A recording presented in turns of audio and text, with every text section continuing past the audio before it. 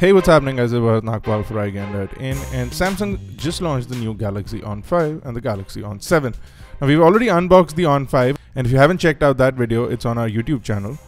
In this video, we're going to be unboxing and taking a first look at the new Galaxy On7, which is the bigger brother.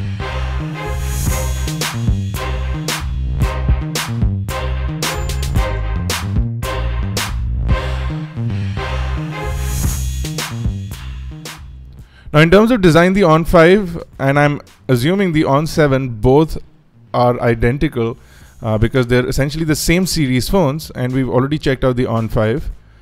The price on the box of the On7 is 10,990, and I'm assuming that for around 10,000 is what this phone is going to be available for.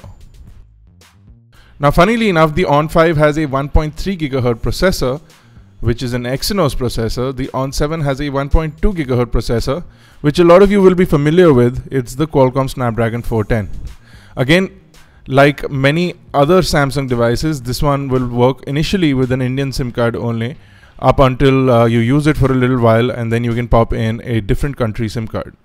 So the first thing inside the box, of course, is the On7. In terms of looks, it's quite identical to the On5. I'm going to put it to the side and go further in to see what else we have inside the box. So the usual set of documentation: a quick start guide, a warranty certificate, and some random papers.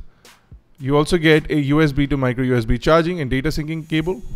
You have a slightly different design charger, but it's the same USB wall charger. And then you get earphones, which are exactly the same, and I just for the life of me do not understand why good quality earphones cannot be a standard. The battery on the On7 is a larger one, and you're looking at a large 3000 mAh battery. Now if we do a one over with the device, just like the previous On5, over at the front you have a front facing 5 megapixel camera, which also has an f2.2 lens.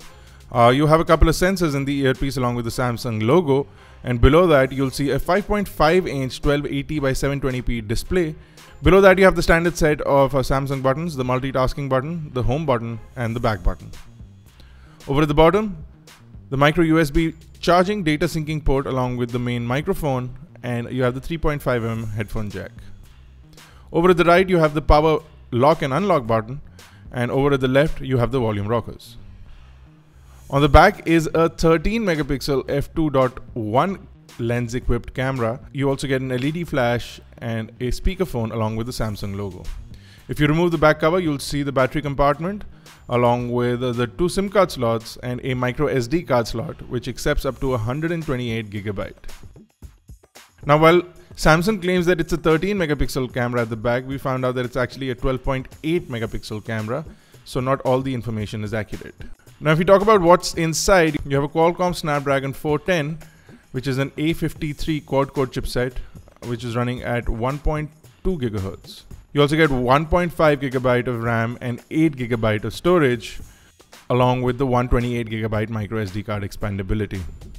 So in terms of RAM, it seems to be lacking a little bit for the size and for the capability, but you also have a slightly low rated processor in there. I was expecting slightly more, but a MSM 8916 is a slightly oldish processor. If you start up the device, you'll see that it's running Android 5.1.1, which is Lollipop out of the box, and no indication on when or whether it will get Marshmallow or whether it will get it in the first place or not. So no information on that. You're running a Samsung skinned UI, which is TouchWiz, which is very identical to many of the other devices you might have seen in the past. So you have a very Samsung style interface. Just a bunch of things that are pre-installed, including a smart manager along with the Galaxy Apps app, so you can download some Samsung Galaxy apps if you like those.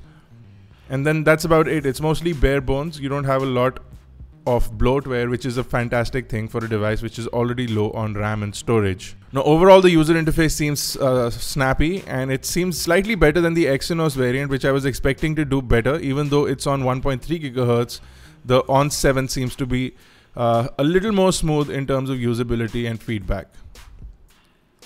Now the camera app, just like many of the other devices, also has a Pro mode, which allows you to switch between ISO and white balance settings, and you can also set your exposure, but that's about it. It's not completely Pro mode as you would see on the Galaxy S6.